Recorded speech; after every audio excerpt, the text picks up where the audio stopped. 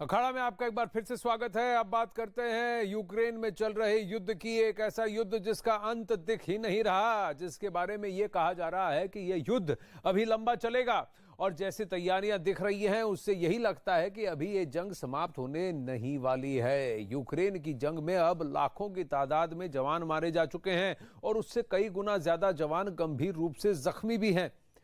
सबसे ज्यादा मौतें बखमूत में दर्ज की गई हैं, जहां सबसे खूंखार जंग लड़ी जा रही है। बखमूत से लौटे जख्मी जवानों की तस्वीरें सामने आई हैं जो बता रही हैं कि बखमूत में चारों तरफ सिर्फ मौत ही मौत नजर आ रही है।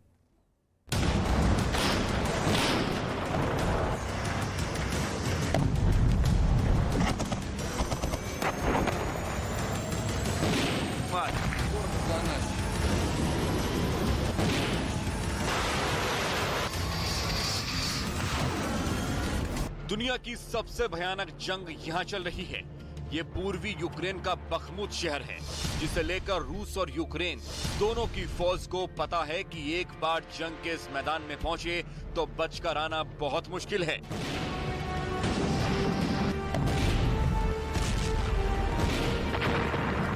अगर बचकर आ भी गए तो ऐसे जख्म मिलेंगे जिससे जिंदगी भर इस जंग की यादें जहन में जब्त रहेंगी।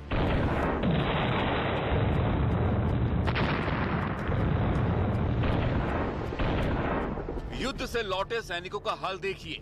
उनके हाथ लड़ाई से काले और मैले हो गए हैं। कुछ अभी भी अपने लड़ाकू जूते पहने हुए हैं। युद्ध के मैदान से काली मिट्टी के छोटे छोटे टुकड़े उनके धड़ से चिपके हुए हैं। ये उस युद्ध के निशान है जिसकी आग सिर्फ यूक्रेन को ही नहीं बल्कि पूरे विश्व को प्रभावित कर रही है।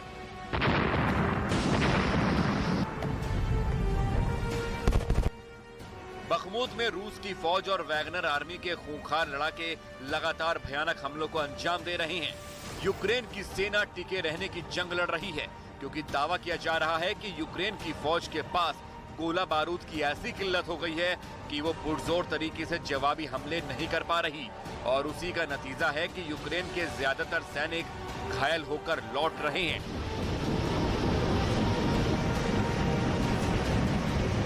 देखिए सैनिक को जो अभी भी कांप रहा है, होठ लगभग सफेद हो गए हैं। अब वो युद्ध के मैदान से बाहर है और पश्चिम में एक शहर के अस्पताल में जा रहा है। एक विस्फोट में इनके पैर में छर्रे लगे थे, जिससे घुटने में छेद हो गया। 37 साल के इस जवान के मुताबिक जैसे ही उनकी यूनिट ने अपनी जगह से हटने का प्रयास किया, रूसी सेना ने गोलाबारी शुरू कर दी और वो दोनों ओर से आग की लपटों से घिर गया। आसपास उसके साथियों के शव पड़े थे। И началась сильная артиллерийская обстрелка. Я так понимаю, что они поняли, что мы чуть-чуть отходим. Просекли и начали минометами крыть. Я когда выходил, все горело. Все горело, там лежали йорки и наши ребята. То есть некоторых не смогли забрать физически. И по дороге люди бежали. जंग के दौरान ये सबसे बड़ी चुनौती है कि घायल सैनिकों को युद्ध के बीच से बाहर निकाल कर लाना, उनकी जान बचाना, और इसमें बहुत कारगर साबित हो रही है यूक्रेन सेना की पैरामेडिक्स की टीम और ऑस्ट्रिया से यूक्रेन को मिले बस नुमा एम्बुलेंस, जिससे एक बार में 6 घायलों को फौरन इलाज दिया जा सकता है और अस्पताल पहुंचाया जा सकता है।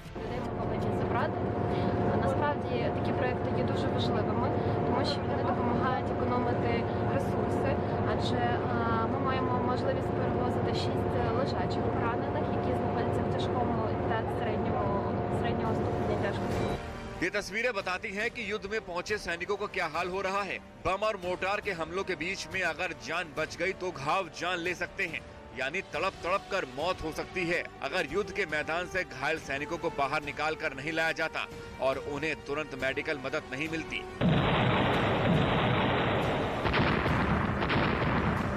इसमें सबसे मुश्किल फैसला है कि किसे निकाल कर बाहर लाएं और किसे नहीं। जो गंभीर हैं उन्हें प्राथमिकता दी जा रही है, लेकिन जो गंभीर नहीं हैं और घायल हैं और युद्ध के मैदान में पड़े हुए हैं, वो कब तक वहां खुद को जिंदा रख पाते हैं, कहना मुश्किल है।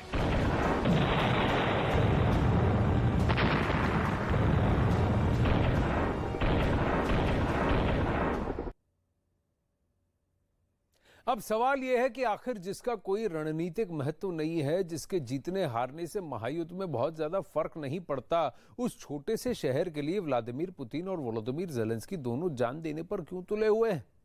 रणनीतिक तौर पर बखमूत अहम नहीं है, बड़ा सैन्य ठिकाना नहीं है, ज्यादा जनसंख्या वाला शहर नहीं है, यातायात का प्रमुख केंद्र भी नहीं है। युद्ध से पहले 70,000 लोग ही वहां रहते थे। बखमूत में नमक और जिप्सम की खदानें हैं, बहुत बड़ा शराब का कारखाना है।